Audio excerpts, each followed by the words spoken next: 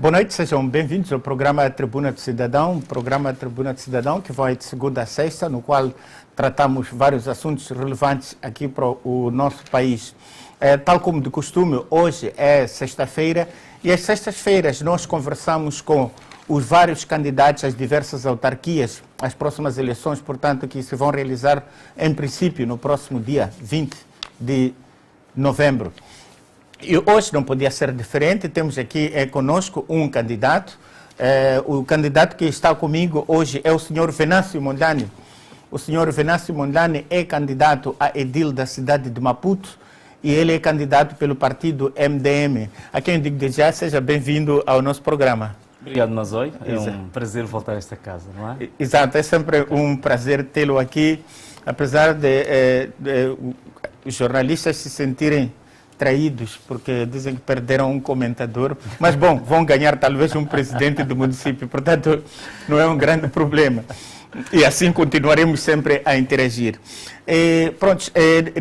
Hoje é o dia que vamos estar aqui à conversa. Os nossos telespectadores já sabem, poderão, numa certa altura, vamos abrir as linhas para poder colocar aquilo que são as vossas as dúvidas, as questões, interagir com o candidato a edil da cidade de Maputo pelo partido MDM, o senhor Venâncio Mondlane. Bom, mas só Venâncio, antes de entrar mesmo na questão de... Eu vou lhe fazer uma questão como cidadão mesmo. Ontem tivemos uma situação triste em que tivemos um ataque na zona do centro, não sei se é um ataque ou uma defesa, não percebi bem como é que aconteceu, mas só sei que morreram pessoas e outras ficaram feridas. A sua sensibilidade como cidadão moçambicano primeiro quanto a esse aspecto? Muito obrigado. Olha, eu posso dizer, são coisas muito simples, não, nem assim muito profundo, mas a questão é que eu acho que aqui, acima das razões concretas que levaram a este ataque ou a este tiroteio, eu acho que fica subjacente aqui de que, de fato, nós temos uma política, temos o nosso país ainda um pouco refém daquilo que eu digo que há uma necessidade de nós fazermos uma transição política por via de uma democracia plena. Isto é, não podemos, devolvidos 20 anos de paz, numa altura em que a gente diz que a última transição que a gente fez foi uma transição para multipartidarismo, para a tolerância política, para a multiculturalidade. Portanto, não faz sentido, nesta altura, nós estamos a ver um espectro de guerra muito similar ao que aconteceu pouco antes dos Acordos Gerais de Paz. Portanto, eu acho que, em termos muito concretos, uma mensagem rápida, eu acho que tem que ficar patente, é que, de fato, nós estamos num momento em que o povo tem que, de uma forma decisiva, dizer que tipo de transição política que pretende. Portanto, o fantasma da guerra e os movimentos políticos, digamos, as forças políticas que ainda trazem consigo o grande trunfo dos exércitos, eu acho que não são os movimentos políticos nem as alternativas de futuro. Exato. Efetivamente, todos o que desejamos é, de fato, uma transição, ou continuarmos com essa transição de forma pacífica, sem termos que recorrer a armas. São Venâncio, vamos falar sobre o nosso tema de fundo, é a sua candidatura, mas antes, talvez, os nossos telespectadores até gostariam de saber um pouco mais, mas quem é Venâncio? Três frases. Quem é Venâncio Mondlane, afinal, este candidato a dirigir os destinos dos maputenses, neste caso? Muito bem. Olha, como se diz, não é? A coisa mais difícil é ser juiz em causa própria. Exato. Ou ser um repórter em acontecimentos... Ok, vamos apenas factos. Mas apenas, assim, muito rapidamente. Quer dizer, o Venâncio Mondlane é um jovem, não é? 39 anos, casado, com uma filha muito gira, que espero que esteja a ver aí na Eriça, se tiver, um beijinho para ti. De onde é que eu venho? Eu começo o meu percurso no Distrito Municipal 5, já agora estamos a falar de municípios, mais concretamente no bairro 25 de Junho, onde eu faço o ensino primário e secundário. O meu percurso depois passo para a universidade, onde eu fiz um curso de Engenharia Florestal e escolhi o curso de Engenharia Florestal por uma razão simples. É que esse é que é o verdadeiro recurso mais abundante que o país tem e o mais justo. Mas agora não interessa dizer porquê. E eu sou formado nessa área. O resto as pessoas conhecem. Sempre fui uma pessoa muito dedicado àquilo que eu posso dizer, um ativismo cívico muito profundo. Desde os meus primeiros anos, desde a altura da escola, sempre fui líder de processos reivindicativos e processos, vamos dizer, de ativismo cívico. E também sempre tive uma inclinação muito grande para movimentos artísticos, estive na criação de vários movimentos artísticos na minha zona. Começo muito cedo, com muita tenra idade, a ligar-me a alguns movimentos literários em Moçambique, por volta dos meus 18, 19 anos. Se calhar aqui interessa um pouco para as pessoas que estão ligadas à televisão. Eu colaborava com a maior revista literária do país, que é a Lua Nova, onde, a partir de um texto que eu escrevi para a Lua Nova, eu tenho o meu primeiro contacto com a televisão em 2003, 2004. A partir de um texto que eu digo foi o texto que me catapultou para o mundo da mídia, que era um texto sobre o papel do estudante universitário.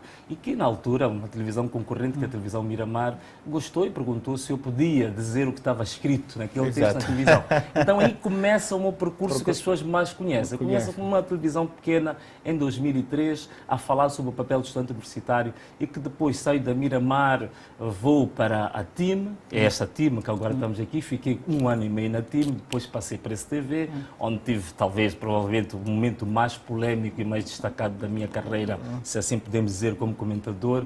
E hoje apareço dentro das minhas crenças e aquilo que eu tinha dito antes, que há necessidade de uma transição política pacífica, verdadeiramente democrática. Então, neste quadro e nesta crença de que é chegado o momento de uma transição democrática e política pacífica, eu aliei-me ao MDM e agora apresento-me como a melhor alternativa para presidente do Conselho Municipal de Maputo. Exato. No MDM, ainda bem que fez esse percurso, porque muitos de facto só viviam. No MDM está há bastante tempo. Há quanto tempo? Não, a minha ligação com o MDM tem, digamos, duas coisas. Uma coisa é ser do MDM entanto que membro, é uma coisa muito recente. Mas as minhas ligações com o MDM em termos de convergência política são muito antigas. Eu conheço o MDM desde a sua fundação. Se estiver recordado, a primeira polémica que eu tive pública foi justamente antes da fundação do MDM, depois daquela vitória em que o presidente David Simango havia sido afastado ou expulso da Renamo, que não interessa isso, e a recessão, ou digamos, que foi feita depois da sua vitória no Hotel Plana, eu fui lá dar um abraço nessa altura.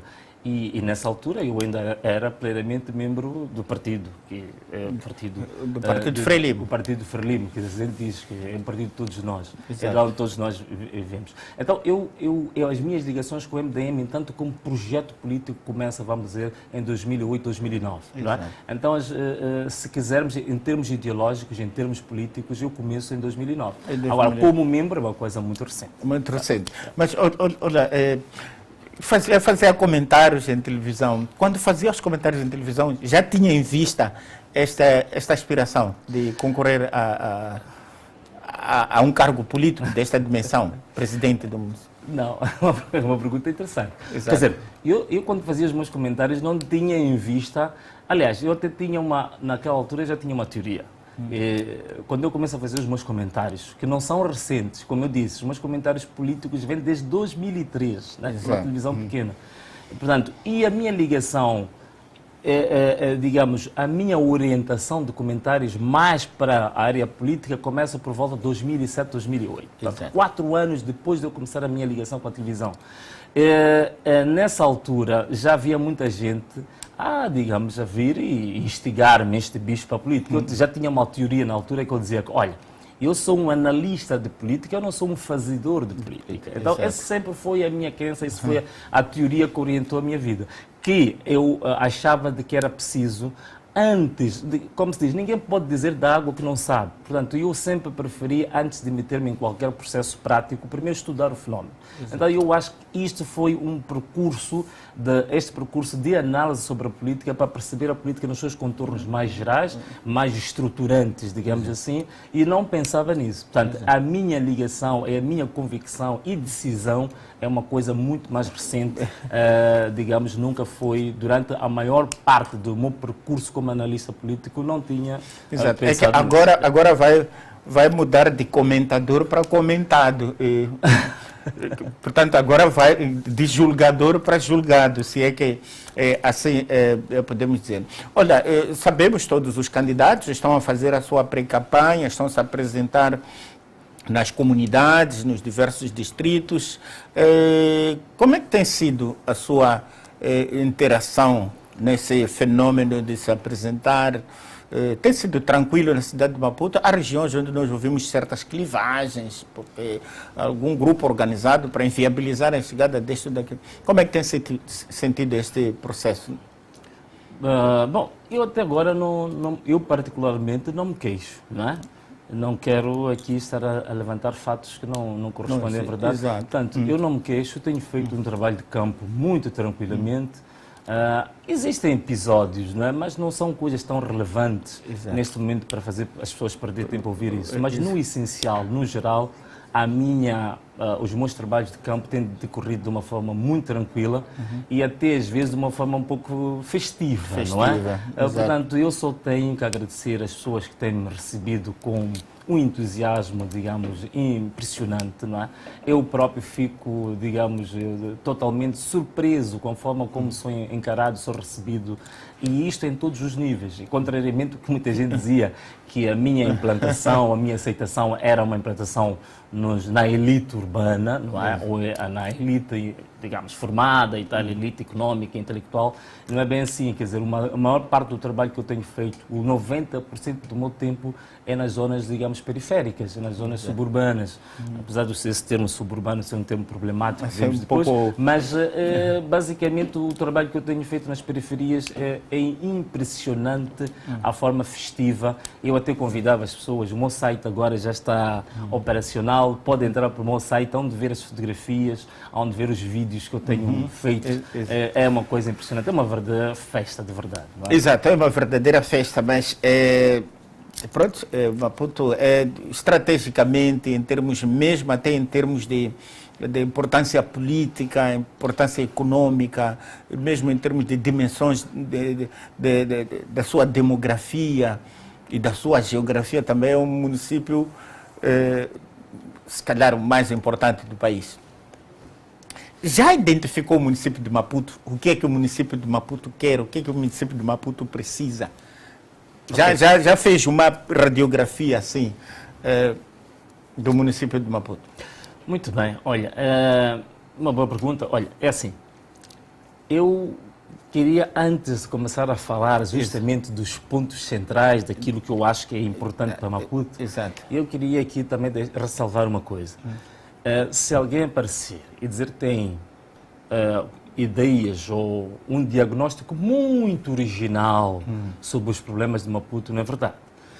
Só para dar-te um exemplo, antes do mandato do atual edil, no mandato anterior do Dr. Enéas Gomes, foi despletado, digamos assim, um conjunto de inquéritos anuais sobre as necessidades dos municípios. Quer dizer, os municípios determinavam quais eram as suas grandes prioridades. E existem 4 ou 5 inquéritos que eu li desses, que é importante reparar para esses inquéritos. Eu, com base nesses inquéritos, já tinham sido feitos antes, e com base nas minhas visitas de campo, identifiquei, de fato, algumas prioridades, o denominador comum. E não são prioridades na minha perspectiva. Estava a falar das prioridades naquilo que é a perspectiva dos próprios municípios. Quer dizer, e essas prioridades, certamente, passam um dos pontos comuns, que é um denominador comum ao longo desses últimos 4 anos, é o problema da salubridade. Quer dizer, o problema, vamos lá, em termos mais simples, mais coloquiais, o problema do lixo. Né?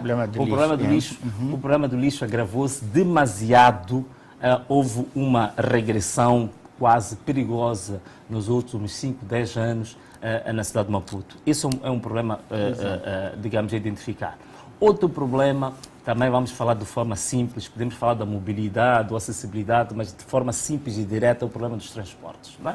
O problema dos transportes subiu de escalão em termos de prioridades nos últimos 5 anos. Não é? E também, sobretudo, porque nós vemos algumas coisas que, do ponto de vista psicológico, têm afetado muito as pessoas, que é o transporte das pessoas em carrinhas de caixa aberta, portanto, os grandes engarrafamentos que nós temos, portanto, o martírio que as pessoas passam nas estradas para chegar ao local de trabalho e para casa. Portanto, o transporte subiu. Agora, existe um outro ponto, mas que agora, nos últimos 7 ou 8 meses, subiu de prioridade, que é o problema da criminalidade. Que a criminalidade não estava nas 3 primeiras necessidades, ou nas 3 primeiras prioridades. Mas os últimos acontecimentos, esta criminalidade quase espetacular que a gente viu na cidade de Maputo e Matola, digamos, acabou colocando a criminalidade dentro dos 3 primeiras na lista das prioridades, não é? Então, nós temos também em 4ª prioridade, que as pessoas ressaltam com muito fervor, é a questão, digamos, dos mercados. Então, quando falo dos mercados, estou a falar de quê? Estou a falar das necessidades básicas, o problema da pobreza, não é? E o problema da pobreza é um problema transversal, quer dizer, porque o problema da pobreza integra-se também com o quê? O problema da pobreza está ligado com o problema dos mercados, está ligado com o problema do emprego, não é? Então, o problema da pobreza é uma questão também central. Vamos dizer, o 5º ponto, talvez para falar dos 5 primeiros pontos, o 5º ponto que é uma coisa extremamente séria, é a questão digamos, do ordenamento territorial. Em termos simples, é o problema da organização da cidade, né? A estrutura urbana da cidade. Isto é um fato. A forma como a cidade está a crescer de uma forma desordenada, sem um plano diretor muito bem estudado, específico, o crescimento dos assentamentos informais trazem problemas tem lugares que não eram supostos. E depois o problema dos assentamentos informais trazem também consigo outros problemas transversais. É que os assentamentos informais, primeiro, encarecem bastante o nível de vida das pessoas, porque não havendo ruas muito bem planificadas, não havendo iluminação, aumentamos em conjugação o problema da falta da acessibilidade, que tem a ver com os transportes, aumentamos o problema da criminalidade também, e por outro lado também afeta gravemente a renda das pessoas, não é? As pessoas precisam de muito mais tempo para ter acesso aos mercados, para ter acesso ao trabalho. Isto afeta a própria renda das pessoas. Então, eu acho que, digamos, em linhas gerais... São, de facto, problemas que nos afetam, e nos afetam a quase todos, porque mesmo aquele que possa dizer que eu tenho uma viatura, não vou precisar do transporte, por onde é que vai passar com essa sua viatura? Aliás, até como dizia alguém, que olha, um país bom não é aquele em que todo mundo tem a sua viatura, é aquele que o rico viaja no transporte público. Salvador, de fato identificou e bem os principais problemas de Maputo, mas esses são problemas que se podem resolver em 5 anos? Resolvem-se? Estes problemas não se resolvem em 5 anos em alguns aspectos. Exato. Outros aspectos podem se resolver em 5 anos até em menos. Por quê? Porque destes problemas aqui identificados, há medidas que têm que ser tomadas a nível interno, do próprio Conselho Municipal, isso a nível organizacional. Exato. Não é? Há questões de organização que não precisam de fundos, não precisam de grandes estudos, precisam de apenas uma atitude, precisam apenas de uma vontade política para os resolver. Portanto, questões organizacionais. E há problemas que têm a ver com questões estratégicas, há problemas que têm a ver com questões legais, também não se resolvem facilmente, e há problemas que têm a ver com questões de investimento. E há investimentos de vários níveis. Por exemplo, o problema do saneamento urbano, por exemplo. Não é? Se nós quisermos dizer que queremos saneamento urbano ou uma rede de esgotos para toda a população da cidade de Maputo, isso não se resolve nem sequer nos próximos 10 anos. Os investimentos são brutais, os investimentos são de grandíssimo nível de complexidade, não é? E isso exigiria o quê? O que podemos ir fazendo é agora, aos poucos, ir localizando alguns bairros, ir criando de uma forma faseada, ir ganhando terreno para daqui a 5, 10 anos nós temos uma rede de esgotos para todo o município de Maputo. É um exemplo. Mas há questões que se resolvem com questões organizacionais. Por exemplo, a questão das receitas do município. Não é? Neste momento, uma das questões básicas, quando nós falamos destes problemas todos que estão aqui, querem dinheiro. Querem dinheiro, quer dizer, o problema do dinheiro. Como é que o município de Maputo pode aumentar as receitas? Bem, para aumentar as receitas, há uma coisa prévia. Mas o que cobra agora também não é assim tão pouco. Eu estive a ver ali uma folha de estatísticas, não é muito pouco. Pode não ser suficiente para resolver. Sim, quer dizer, sim, é aquilo. A cobrança é aquilo que se diz. Se a cobrança fosse uma cobrança uniforme, exato, uma cobrança feita como acontece com os impostos no geral, se a massa, a base tributária das pessoas é larga, logicamente que a incidência do imposto e das taxas para o indivíduo é menor. Quer dizer, não há necessidade de termos uma incidência maior quando temos muita gente a contribuir. Sim. E o problema está aí. Exato. E explicava como é que se pode aumentar de facto as receitas do município têm que ser, primeiro, antes de mais nada, é preciso nós criarmos um sistema de integridade na gestão das finanças. Isto é, se não temos um sistema de gestão financeira fiável, moderna, não é possível nem sequer falar em coleta de receitas. E uma das questões que eu coloco, eu parto agora de um princípio, e esta que é a grande crença, é que nós acreditamos que num universo de 5 anos, o município tem capacidade, tem potencial suficiente de arrecadação de receitas para pelo menos conseguir cobrir os seus custos de funcionamento. Isso o município tem capacidade para fazer. Pode ter problemas em questões de investimento. Isso sim, são valores que envolvem, digamos, outro tipo de engenharia financeira. Mas custos de funcionamento não faz sentido. Então, diz funcionamento, fala de funcionamento administrativo, como saneamento. Não. Estou a falar de questões básicas como salários, questões básicas como digamos, os transportes internos, serviços básicos que o município faz, como estava a fazer, a limpeza da cidade. Estas questões que são corriqueiras do dia a dia, é isso. Funções de funcionamento são aquelas coisas do dia a dia do município. Então, por exemplo, eu estava a falar, uma das primeiras medidas, e esta que é a questão central para mim, é que é preciso criar uma integridade na gestão das finanças. Como? Neste momento, o município de Maputo não consegue comprovar de uma forma clara e pormenorizada como é que faz a coleta de receitas. Um exemplo, se nós pegarmos a execução orçamental do município, por exemplo, de 2012, ou agora já lançaram uma, acho que é do primeiro trimestre de 2013, é impossível, na rúbrica de receitas, nós identificarmos de uma forma clara, por exemplo, quais são as receitas que vêm, por exemplo, do parqueamento remunerado. É um pouco difícil. É difícil nós termos uma base credível de quais são as receitas que provêm, por exemplo, das terminais rodoviárias. Portanto, por quê? Porque, neste momento, o município não tem um sistema de gestão ou contabilístico modernizado. Portanto, é necessário, primeiro, haver uma transparência total nas contas. Como? Mas tem o sistema atual de recibos, parece que nas praças os utentes recebem. Bom, a não ser que as pessoas que estejam a fazer isso não sejam honestas, porque é preciso contar com isso. Mas há faturação, ter recibos os que pagam e coisas assim. Acho que isso permite uma certa visualização de quanto dinheiro entra. Pelo menos vejo nos terminais. Sim, quer dizer, é uma visualização aparente, não é? Porque se nós queremos, era preciso nós termos certeza de que o conjunto desses recibos de que são passados na estrada depois correspondem àquilo que existe no tesouro do próprio município. Não é? Na tesouraria do município, se nós fazemos aquilo que chama-se de compensação, para vermos se aquilo for coletado e aquilo que existe na tesouraria, de fato há, digamos, uma paridade ou não nisso. E isso não existe. E não existe por quê? Por uma razão simples. É que eu acho que o município de Maputo precisa ter uma gestão interna como a gestão de uma empresa. Não é? As empresas, por exemplo, têm a obrigatoriedade, por exemplo, se forem as empresas do Grupo A, têm a obrigatoriedade, por exemplo, até o primeiro trimestre de cada ano, apresentarem as demonstrações financeiras do ano passado. Neste momento, aquilo que o município apresenta como execução orçamental, como o balanço do município, não é de forma nenhuma algum sistema de prestação de contas credível. Para tal, é necessário que, primeiro, o município internamente tenha um serviço, um departamento de controle interno.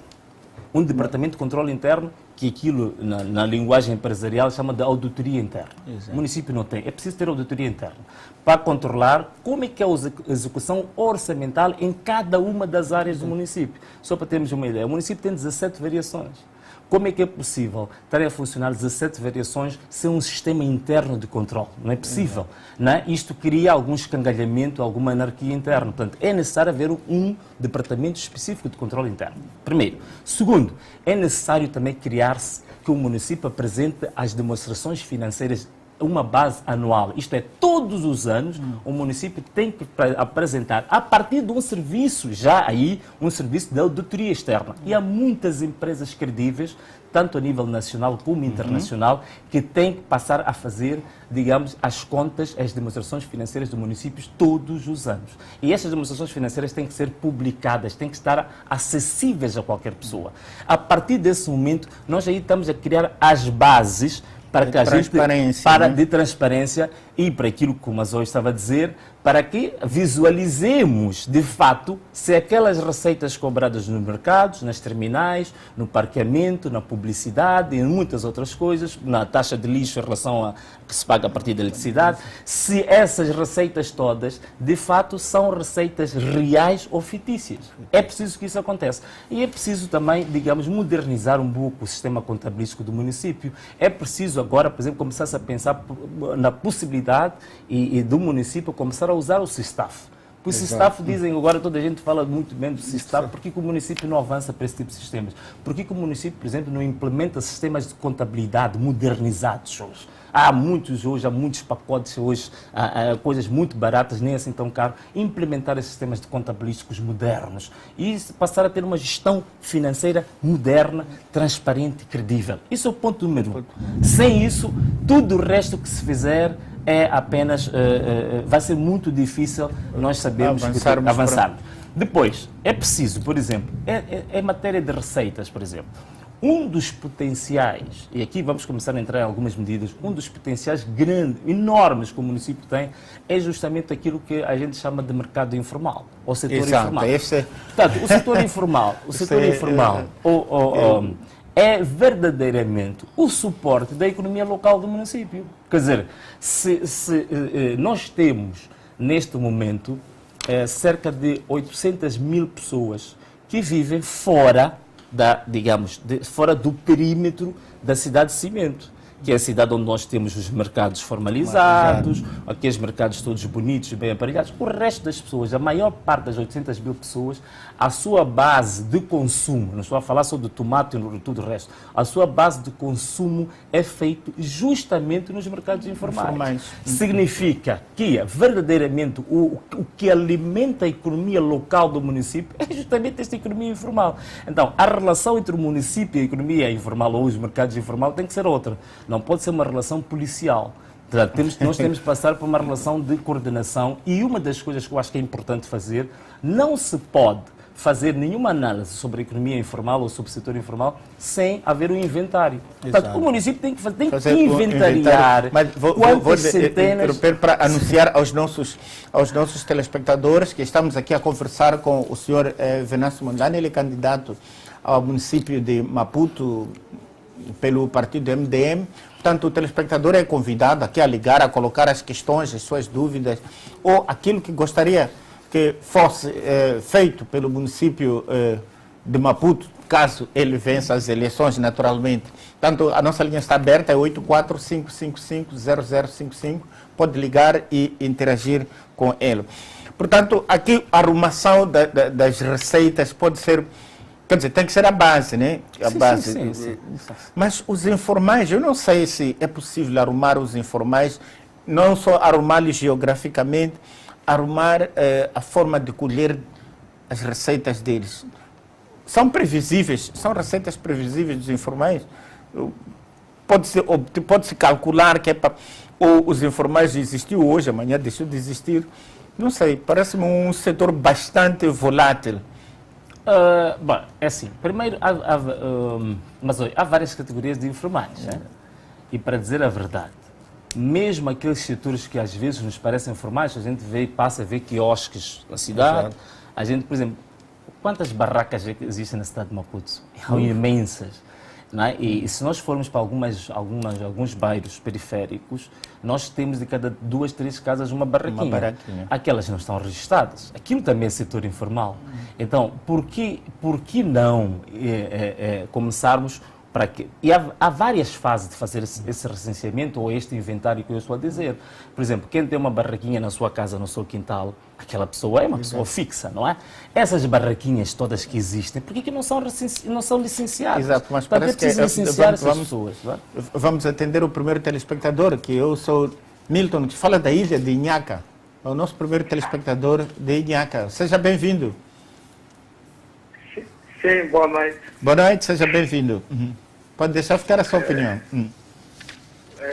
Sim, a princípio quero parabenizar o Venâncio Mondlane pela sábia candidatura pela MDN e dizer que acredito, o povo da Inhaca acredita muito nele e o nosso voto garantimos mesmo aí ao Mondlane. E que esperamos a visita dele muito em breve e que ousamos a dizer que ele é o presidente que Maputo já esperava há muito tempo e parabenizar ele. Exato. Muito obrigado por esta